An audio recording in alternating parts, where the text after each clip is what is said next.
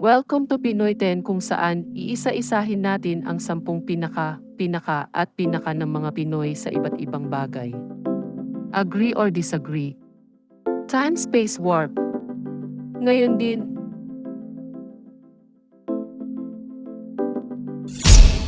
10. Dugyot. Ang unhygienic colleague na hindi nagmamalasakit sa personal na kalinisan ay maaaring magdulot ng hindi komportableng kapaligiran sa opisina. Ang kanilang kawalan ng pag-aalaga sa sarili ay hindi lamang nakakaimpeksyon sa kanilang kalusugan, ngunit maaari rin itong maging sanhi ng hindi pagkakasundo at hindi pagkakaintindihan sa loob ng workplace. 9. Pabaya sa gawain.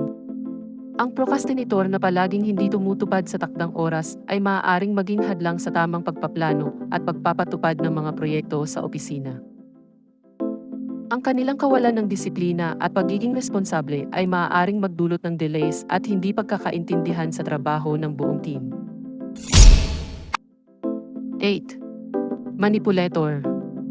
Ang office politician na nagmamanipula ng sitwasyon para sa personal na kapakinabangan ay nagpapakita ng kakulangan sa kalinisan at moralidad sa opisina.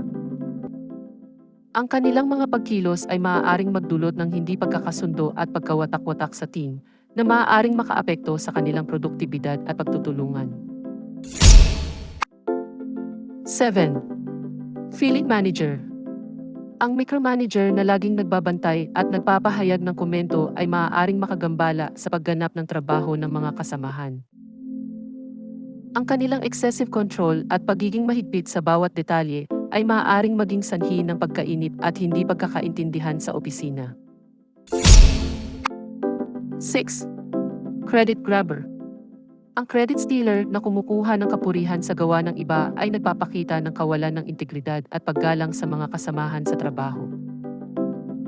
Ang ganitong pagkilos ay maaaring magdulot ng hindi pagkakaintindihan at kawalan ng tiwala sa loob ng team na maaaring makaapekto sa kanilang samahan at pagtutulungan.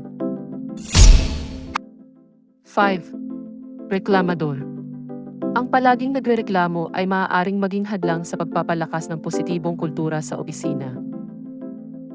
Ang kanilang kawalan ng pagpapahalaga sa mga positibong aspeto ng trabaho ay maaaring magdulot ng negatibong vibes sa buong team at mabawasan ang kanilang motivation sa pagtatrabaho. 4. ENG nagmamarunong. Ang palaging nagmamarunong na hindi nagpapakinggan sa iba ay nagpapababa sa moral ng team at nagpapalala ng tensyon sa opisina. Ang kanilang pagmamalaki at pagiging adamanting tama ay maaaring maging hadlang sa pag-unlad ng mga proyekto at hindi pagkakasundo sa grupo. 3. Backstabber trader. Ang backstabber na sumisira sa likod ay nagpapalala ng hindi pagtitiwala at hindi pagkakaisa sa loob ng opisina. Ang kanilang mga pagkilos ay nagdudulot ng hindi pagkakasundo at hindi pagkakaintindihan sa pagitan ng mga kasamahan na maaaring makaapekto sa pangkalahatang pag-andar ng trabaho. 2. Tamad. Ang mga tamad sa trabaho na hindi nagbibigay ng kanilang makatarungang bahagi sa gawain ay nagpapabagal sa progreso ng grupo. Ang kanilang kawalang partisipasyon ay maaaring magdulot ng mas maraming trabaho para sa iba at nagiging sanhi ng hindi pagkakasundo sa team. 1. Chismosa at di mapanggawa ng kwento. Ang palaging nagpapakalat ng chismis ay nagdudulot ng hindi pagkakaintindihan at hindi mapayapang kapaligiran sa opisina. Ang kanilang mga kwento ay maaaring magdulot ng pagkakabahala at pagkawala ng tiwala sa pagitan ng mga kasamahan sa trabaho.